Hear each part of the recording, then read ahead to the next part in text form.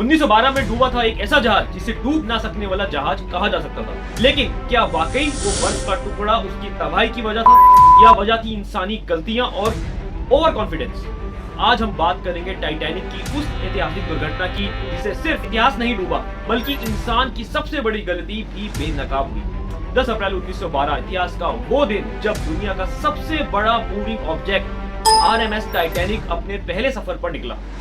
यह उस दौर का सबसे महंगा, सबसे लग्जरी और सबसे एडवांस जहाज माना जाता था। इस पर यात्रा कर रहे थे बड़े बिजनेसमैन, नामचीन हस्तियां, खुद टाइटैनिक के वाइस प्रेसिडेंट और कई सौ यात्री, कुल 500 से अधिक लोग। लंदन से न्यूयॉर्क तक का यह 6 दिन का सफर, जिसकी जिम्मेदारी कैप्टन एडवर्ड स्मिथ को सौंपी गई। पहले 2 दिन सब कुछ सामान्य रहा, समंदर शांत था, लेकिन तीसरे दिन आया पहली चेतावनी का संकेत। रेडियो स्टेशन को इमरजेंसी सिग्नल मिला जिसमें आगे आइसबर्ग की जानकारी दी गई और स्पीड कम करने की सलाह दी गई। कैप्टन ने चेतावनी को गंभीरता से तो लिया, लेकिन स्पीड कम करने के बजाय बस दिशा बदल दी।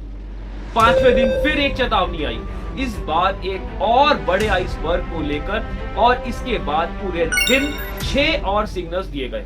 लेकिन एडवर्ड स्मिथ को अपने जहाज की ताकत पर इतना भरोसा था कि उन्होंने सारे संकेतों को नजरअंदाज कर दिया। और नतीजा 14 अप्रैल की रात 11:30 बजे टाइटैनिक एक विशाल आइसबर्ग से टकरा गया। जहाज को गहरे नुकसान हुए और महज 2.5 घंटे में यह जहाज डूब गया। इस हादसे में करीब 1500 लोगों की जान चली गई, जिनमें खुद कैप्टन स्मिथ भी शामिल थे।